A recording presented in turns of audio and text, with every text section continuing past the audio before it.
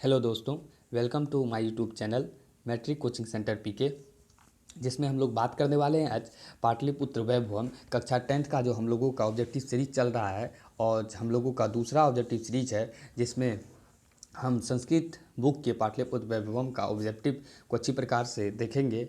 और इसमें कौन कौन से ऑब्जेक्टिव पूछे गए हैं वो भी आज हम लोग देखेंगे। और जो बच्चे न्यू उसको हम बताना चाहते हैं क्या इससे पहले हम लोगों का चैनल पर जो मैट्रिक कोचिंग सेंटर है उस पर पाटलिपुत्र वैभवम और सभी प्रकार का जो संस्कृत बुक में चैप्टर है उन सभी 14 आप लोगों का अध्याय है, उन सभी का लेक्चर आप लोगों के चैनल पर अपलोड किया गया है। आप लोग चैनल के प्लेलिस्ट पर जाकर देख सकते हैं। और आप लोगों को बता दें कि अगर आप लोग एक बार किताब नहीं पढ़े हैं तो ऑब्जेक्टिव ना देखें, क्योंकि आप लोगों को ऑब्जेक्टिव बहुत ही ज़्यादा रटना पड़ेगा। इसलिए एक बार जा आप लेक्चर देख लें, उनके बाद सेकंड स्थान पर आप लोग इसे ऑब्जेक्टिव सीरीज़ देखने के लिए आए, ताकि आप लोग को याद रहे कि आप कितना टिक आउट कर सकते हैं।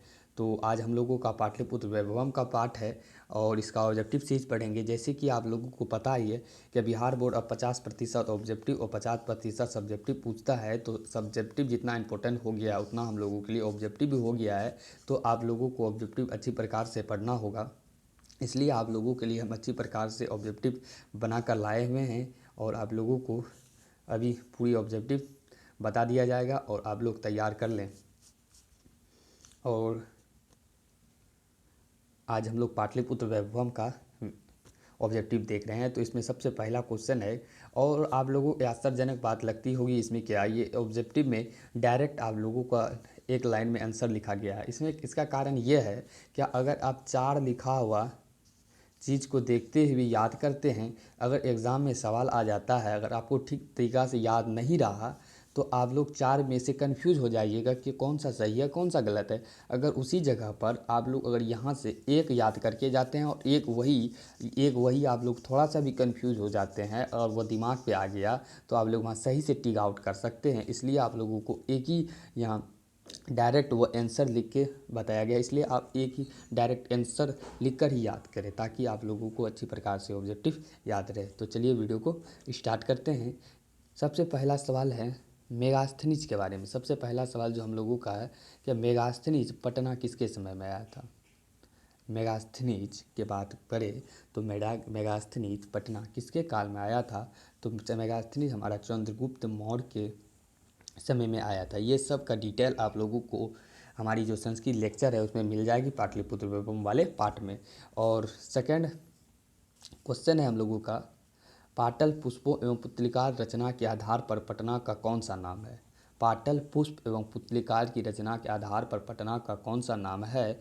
तो इन दोनों के आधार पर बात करें तो पटना का नाम पाटली पुत्र है। आप लोगों को वहाँ पटना टिक आउट नहीं करना है, जबकि पाटलिपुत्र भी पटना ही का नाम है। लेकिन अगर ये दोनों के आधार पर यानी पाटल पुतलिकार की रचना के बाद आधार पर करेगा तो वहाँ आप लोगों को टिक आउट वहाँ पाटलिपुत्र करना होगा।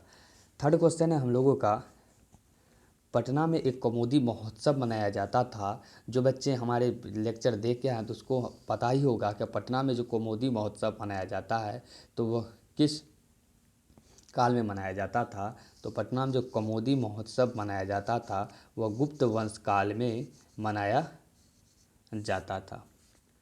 चौथा क्वेश्चन है, पटना का इतिहास कितना पुराना है। पटना का इतिहास के बारे में बात करें वह कितना पुराना है, तो आप लोगों को कई जगह 2200 मिलेगा, कई जगह 2300 मिलेगा, लेकिन आप लोगों को एक्यूरेट जो याद रखना है वो 2500 वर्ष याद रखना है। तो ये किताब का है और ये 100% सही है।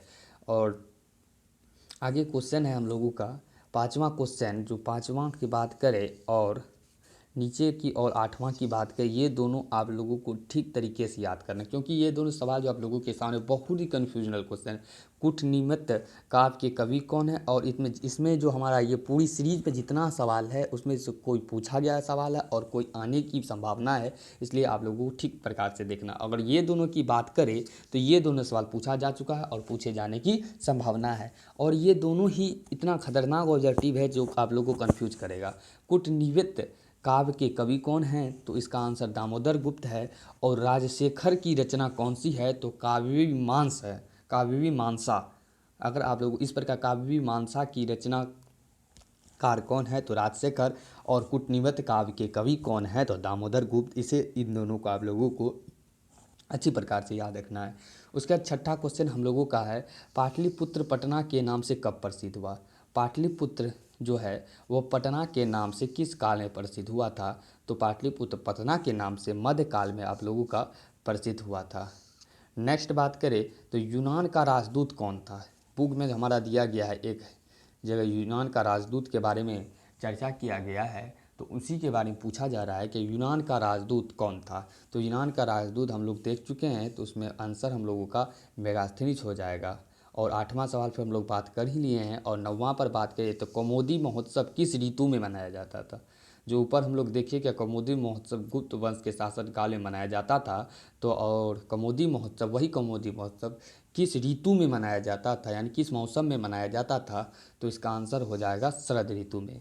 नेक्स्ट सवाल की बात करें तो नेक्स्ट सवाल में हम लोगों का है कि पटना नगर की पालिका देवी कौन है? पटना नगर में एक पालिका देवी के बारे में हम लोग बात कर चुके हैं, जिसमें कि जिसका आंसर हम लोगों का पटन देवी था। वही हमारा करेक्ट आंसर है कि पटना नगर की पालिका देवी पटन देवी है। नेक्स्ट बात करें तो बिहार की राजधानी नगर कौन सा है? सिंपल सा आंसर, बिहार की राजधानी नगर आप लोगों को याद ही होगा, बताने की जरूरी नहीं है।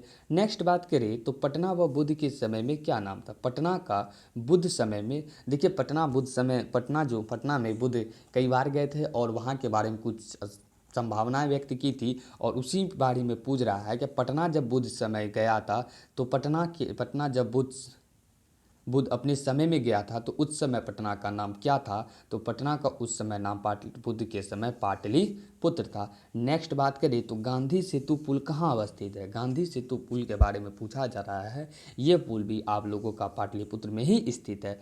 नेक्स्ट पूछा जा रहा है गोलघर कहाँ स्थित है? एक सिंपल सा सवाल है, तो गोलघर हमारा पटना में स्थित है। नेक्स्ट बात करें क्या गुरु गोविंद सिंह जो सिखों के 10वें गुरु कौन थे? तो आप लोगों को पता ही होगा कि गुरु गोविंद सिंह, जो हमारा पाठ में भी चर्चा की गई है। इसका सही आंसर गुरु गोविंद सिंह। नेक्स्ट ये कट ऑफ लिया गया है कोई बुक का, तो इसे अब हम लोग देखते हैं। नेक्स्ट है पटना के किस दिशा में गंगा नदी प्रभावित होती है? बहुत इंपॉर्टेंट क्वेश्चन है, क्या पटना की किस दिशा में गंगा नदी प्रभावित होती है? तो इसका करेक्ट आंसर आप लोगों का उत्तर दिशा इसका आंसर होगा। नेक्स्ट है किस काल में पटना का नाम पाटलीग्राम था? किसके काल में, यानी कि किस शासक के काल में या किसके काल में पटना का नाम पाटलीग्राम था? तो बुद्ध के समय में पटना का नाम पाटलीग्राम था। और महावीर मंदिर कहाँ स्थित है? तो महावीर मंदिर आप लोगों को पटना में रेलवे स्टेशन के पास स्थित है। जब आप लोग पटना जाइएगा तो ज़रूर घूमने जाइएगा। और महावीर मंदिर को आप लोगों को याद ही रखना है कि महावीर मंदिर, ऐसे याद रखना है कि महावीर मंदिर पटना में, और हम लोग जाएंगे वहाँ घूमने के लिए। आप लोगों से इस प्रकार से याद रखना है। अगर आप लोग ऑब्जेक्टिव को ट्रिक पर याद करते हैं तो आप लोगों को ऑब्जेक्टिव अच्छी प्रकार से बहुत दिनों तक याद रहेगी। नेक्स्ट है हम लोगों का पाटलिपुत्र किस नदी के किनारे स्थित है? पाटलिपुत्र सिंपल सा क्वेश्चन है, पाटलिपुत्र किस नदी के किनारे स्थित है? तो इसका आंसर हो जाएगा गंगा। नेक्स्ट है पटना शब्द किस शब्द से उत्पत्ति? पटना शब्द के बारे में बात करें तो पटना शब्द की उत्पत्ति किस शब्द से हुई है? तो पटना शब्द की उत्पत्ति पतनाथ शब्द से हुई है, यानी तो से नाकर तो हलन पतनाथ शब्द से हुई है। और पाटलिपुत्र का नामांतरण क्या है? पाटलिपुत्र का नामांतरण में हम लोग दो नाम पढ़े थे, कुसुमपुरम और दूसरा पढ़े थे और पुसमपुरम, जिसमें कि एक इसमें दिया गया है क्या पाटलिपुत्र का नामांतरण नाम क्या है, उसमें से यहाँ एक ही बताया गया है, तो वही हमारा आंसर होगा। क्या पाटलिपुत्र का नामांतरण नाम क्या है? तो इसका आंसर हो जाएगा हम लोगों का डी नंबर, यानी कि कुसुमपुर पटना का पाटलिपुत्र का नामांतरण नाम है। नेक्स्ट है चंद्रगुप्त किस वंश का संस्थापक है? चंद्रगुप्त के बारे में बात किया जाए तो चंद्रगुप्त हमारा मौर्य वंश के संस्थापक थे। और नेक्स्ट है पटना का बुद्ध काल में नाम क्या था? जो हम लोग पहले ही बात कर चुके हैं, पाटलीग्राम बुद्ध के समय पटना का नाम था। नेक्स्ट सवाल है कि पाटलिपुत्र वैभवम पाठ में किस नगर का वर्णन है? पाटलिपुत्र देखिए इसका नाम से ही कि पाटलिपुत्र का वर्णन हम लोगों का पाटलिपुत्र का ही वर्णन है। सिंपल सा क्वेश्चन है। नेक्स्ट क्वेश्चन है हम लोगों का पाटलिपुत्र किस महापुरुष का जन्मस्थली है। जो गुरु गोविंद सिंह का पाठ्य सिक्खों का जो 10वें गुरु है वह पाटलिपुत्र में ही जन्मस्थली है इनका। जो सिखों का 10वें गुरु और सिखों के लिए प्रसिद्ध स्थान है गुरु गोविंद सिंह का गुरुद्वारा, जिसके बारे में पूछा जा रहा है। क्या पाटलिपुत्र में किस महापुरुष जन्मस्थली है, तो गुरु गोविंद सिंह का। और सिखों के 10वें गुरु कौन थे, वही सवाल यहाँ पूछा गया घुमा के। क्या सिखों के 10वें गुरु कौन थे, तो वही हमारा आंसर हो जाएगा गुरु गोविंद सिंह। और एशिया महादेश का सबसे बड़ा सेतु यानी सबसे बड़ा सेतु कौन सा है, पुल कौन सा है, तो एशिया महादेश का सबसे बड़ा सेतु गांधी सेतु है और ये बुक के अकॉर्डिंग है। और कौमुदी महोत्सव कहाँ मनाया जाता था, तो कौमुदी महोत्सव पाटलिपुत्र में मनाया जाता था। अगर यहाँ पटना भी रहेगा या पाटलीग्राम पटना संबंधित कोई भी नाम रहेगा तो वहाँ कौमुदी सब मनाया जाता, उसी में आप लोगों को टिक आउट करना है। नेक्स्ट है, किसके शासन काल में पाटलीग्राम की शोभा रक्षा व्यवस्था अति उत्कृष्ट थी, तो इसका आंसर हो जाएगा चंद्रगुप्त मौर्य के समय में पाटलिपुत्र की शोभा तथा रक्षा व्यवस्था अति उत्कृष्ट थी। इस प्रकार से हम लोगों ने पूरी पाटलिपुत्र की ऑब्जेक्टिव देख लिए हैं। अगर आप लोगों को और अच्छी प्रकार से ऑब्जेक्टिव को कंप्लीट करना है तो आप लोग जैसे बता ही चुके हैं कि आप प्ले लिस्ट में जाके देख सकते हैं। तो नेक्स्ट वीडियो में हम लोग नेक्स्ट पार्ट का ऑब्जेक्टिव के बारे में बात करेंगे। तो आज का वीडियो समाप्त होता है। Thank you all of you, thanks for watching. और जाते जाते आप लोग बता दें जो हमारे चैनल पर न्यू हैं तो आप लोग सब्सक्राइब कर दें, ताकि आने वाले दिनों में आप लोगों को टिप्स एंड ट्रिक के साथ संपूर्ण ग्रामर संस्कृत का पढ़ाया जाएगा और सारी ऑब्जेक्टिव सभी बुक को आप लोगों को प्रदान किया जाएगा। तो आप लोग ज़रूर से ज़रूर सब्सक्राइब करें, वीडियो को लाइक करें और चैनल को सब्सक्राइब कर दें। तो thank you all of you.